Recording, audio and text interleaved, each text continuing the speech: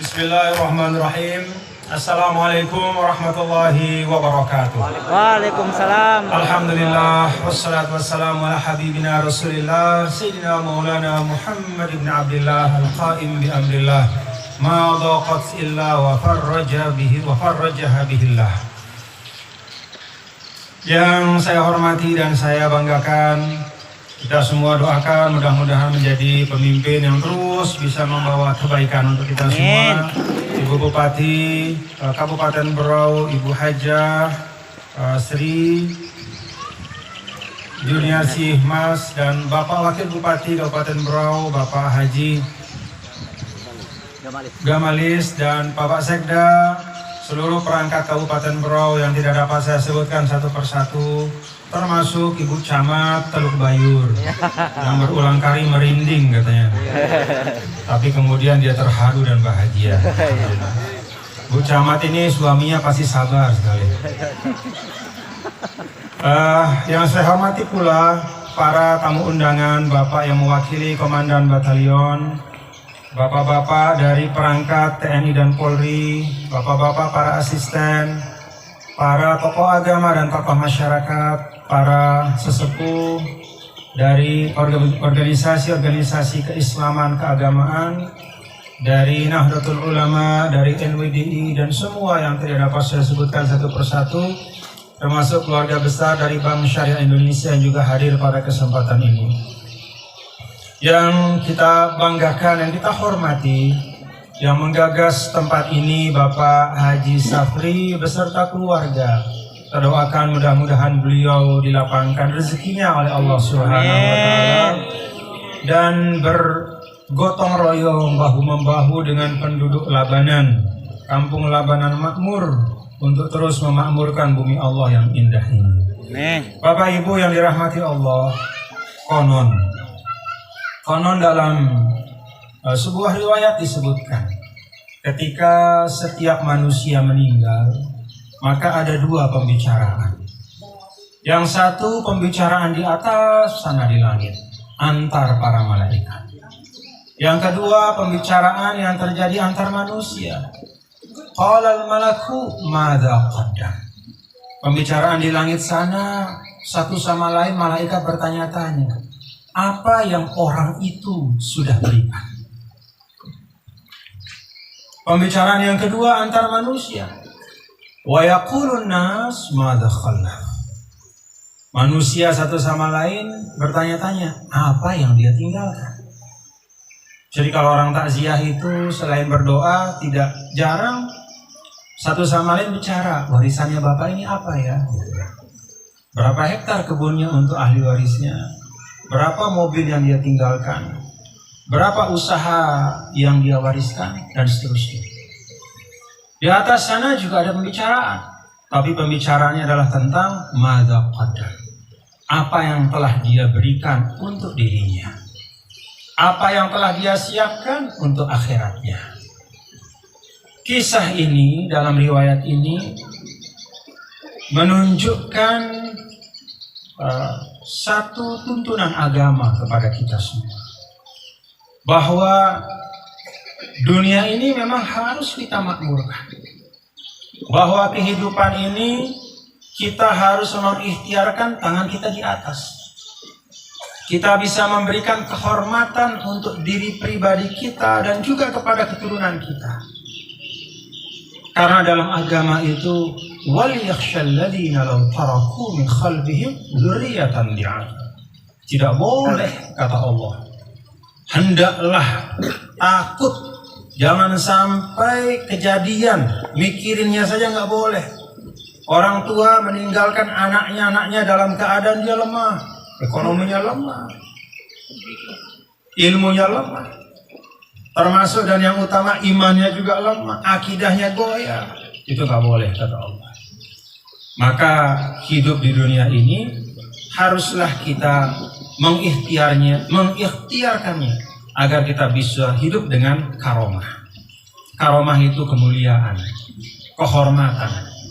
Tidak mesti menjadi orang kaya, kehormatan, tapi kita ada kecukupan. Kita tidak menjadi beban, kita tidak memberatkan orang lain.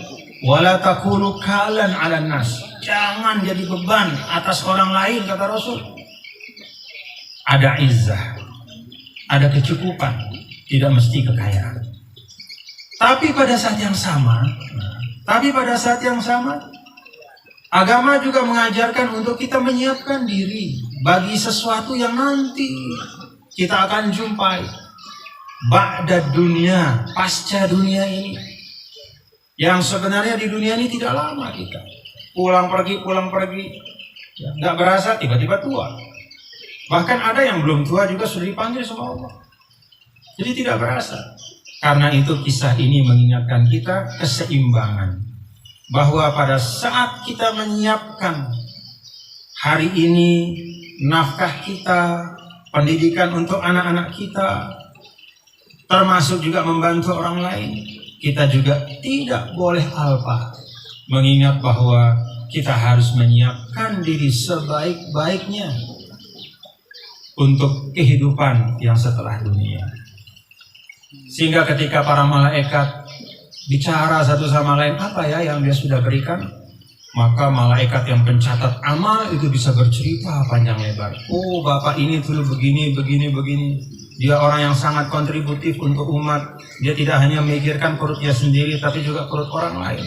Dia tidak hanya memikirkan kepentingan diri keluarganya, tapi juga kesenangan, kesejahteraan, dan kebaikan untuk orang banyak. Dia tidak hanya memikirkan pendidikan anaknya, pendidikan anak yatim juga dia pikirkan. Pendidikan fakir miskin juga dia tangani. Orang yang seperti itu, malaikat bisa bercerita panjang tentang kebaikannya. Itulah orang yang bahagia dunia dan akhirat. Ini saya sampaikan karena tadi dalam pengantar disampaikan Pak Sapri ini meniatkan usaha ini tidak hanya untuk keluarganya, tetapi juga untuk membawa kebaikan bagi anak-anak generasi muda yang punya keterbatasan untuk bisa mendapat pendidikan termasuk menghafal Al-Quran. Alhamdulillah. Jadi kalau Bu Camat merinding memang wajar. Jadi merindingnya Bu Camat itu betul bahwa tidak semua orang punya mampu memandang hidup dengan keseimbangan. Saya kenal ada banyak orang yang kaya, tapi kok saya lihat wajahnya kok nggak pernah senang rupanya. Tegang terus dia, padahal uangnya banyak. Ya, uangnya banyak betul, tapi tegang terus. Seperti tidak pernah ada rileks dalam dirinya. Kemana-mana terburu-buru. Ya, tidak pernah duduk itu tenang, selalu memikirkan bisnis terus sampai tidak ada ketenangan. Tapi lihat Pak Sapri ini, Masya Allah, duduk saja tenang beliau. Tenang, rileks, Alhamdulillah.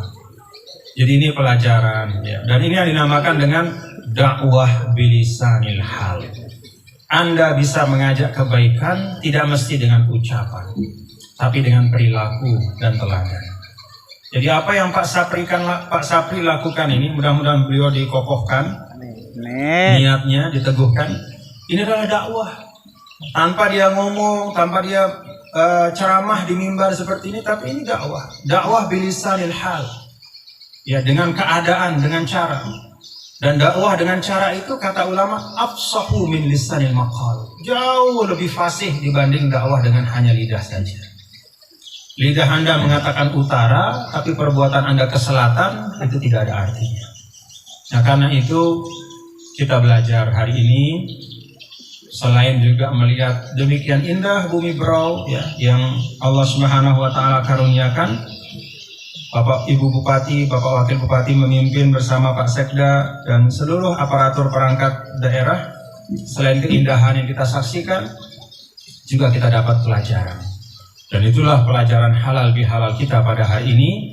Mari kita berdakwah dengan akhlak, perilaku, dan contoh serta teladan kita. Demikian yang dapat saya sampaikan. Terima kasih. Saya tulis pantun juga baru. Kabupaten Berau indah berseri, hati senang bersilaturahmi. Mantap. Dengan ikhlas mengulurkan tangan agar kokoh simpul persaudaraan. Labanan Jaya, desa yang subur, semakin berkah dengan rinjani makmur. Bersantai nikmat bersama keluarga, wangi gaharu menenangkan jiwa. Assalamualaikum warahmatullahi wabarakatuh.